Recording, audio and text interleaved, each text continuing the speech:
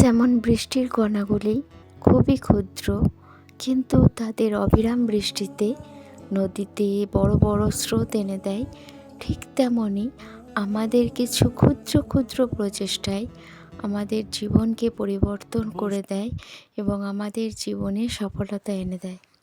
আসসালামু আলাইকুম এভরিওয়ান, কেমন আছেন সবাই? কাছে দূরে যে যেখান থেকে আমার ব্লগটা দেখছেন, সকলকে অনেক অনেক ধন্যবাদ এবং সকলের কাছে অনেক ভালোবাসা।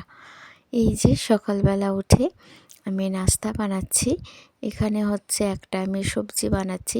সবজিগুলোকে সব সিদ্ধ করে নিয়েছি, মানে হলুদ, লঙ্কা এবং সব রকমের সবজি দিয়েছি, দিয়ে এটাকে এবং একটা তেজপাতা দিয়ে এটাকে সিদ্ধ করে নিয়েছি। এরপর 5 ফোড়ন, শুকনো লঙ্কার, পেঁয়াজের দিয়ে ভাজি দিয়ে দেব। এইভাবে সবজিটা রান্না করলে না খেতে ভীষণ সুন্দর হয়। এবং এদিকে ভাইয়ার নাস্তাটাও রেডি করে নিচ্ছি। ভাইয়া দোকানে চলে গেছে, তো ভাইয়ার নাস্তাটা দোকানে পাঠিয়ে দেব বাবুর হাতে।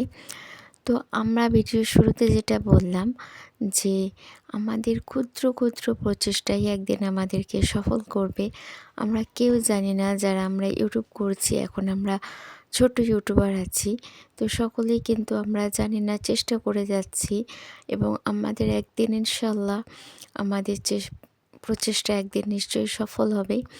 আর সেই সঙ্গে আমি আজকে খিচুড়ি রান্না করেছি, তার সঙ্গে বেগুনটা ভেজে নিচ্ছি, আর সঙ্গে পাঁপড় ভাজা করব। আর মাঝখানের ভিডিওটা আমার কীভাবে ডিলিট হয়ে গেছে। তো আমরা লাঞ্চ কমপ্লিট করে ছাদে বসে আছি। ভাইয়া বললো, চলো তোমাদেরকে না একটা সুন্দর জায়গায় নিয়ে যাব, যেটা দেখলে তোমরা খুবই আনন্দিত হবে। তো আমরাও বেরিয়ে পড়লাম, আর তখন হয় তাড়াহুড়ো করে না আর ভিডিওটা শ্যুট করা হয়নি, তো একবারে ডাইরেক্ট গাড়িতে বসে আমি ভিডিওটা শ্যুট করছি। এখানে রাস্তাগুলো না এত সুন্দর, সেখানে আমি বলতাম প্রত্যেকটা ভিডিওই যে আলহামদুলিল্লাহ আমি ভালো আছি। বিশ্বাস করুন, আমি ভিতর থেকে যে কতটা খারাপ ছিলাম তো বলে বোঝাতে পারবো না। এবং হাজার শুকরিয়া সেই মহান আল্লাহকে, যে আমাকে অনেক বড় বিপদ থেকে আমাকে হেফাজত করেছেন। তো দেখুন এখানকার দৃশ্যটা, মাশাআল্লাহ এত সুন্দর দৃশ্য। আমার মেয়ে তো এখানে বসেই পড়েছে, ও বলছে আমি আর এখান থেকে যাব না।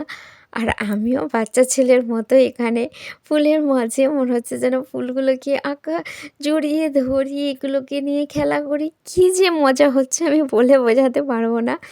খুব মজা লাগছে, এত ভালো লাগছে না, মনে হচ্ছে এখান থেকে আর বাড়ি যাব না।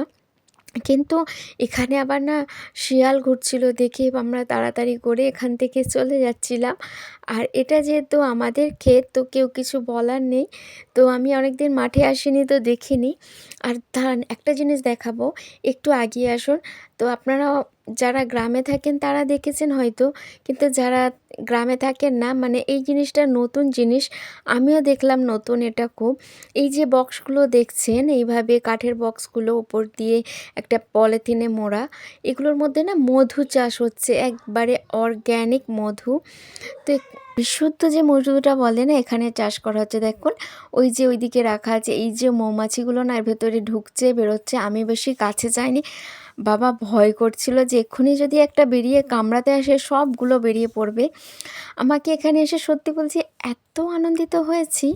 আর তার মাঝে আপনাদের সঙ্গে একটা আবদার করে নিই, ভিডিওটা যদি একটুও ভালো লাগে তো প্লিজ একটা লাইক দিয়ে দেবেন, আর চাইলে চ্যানেলটা সাবস্ক্রাইব করে নেবেন।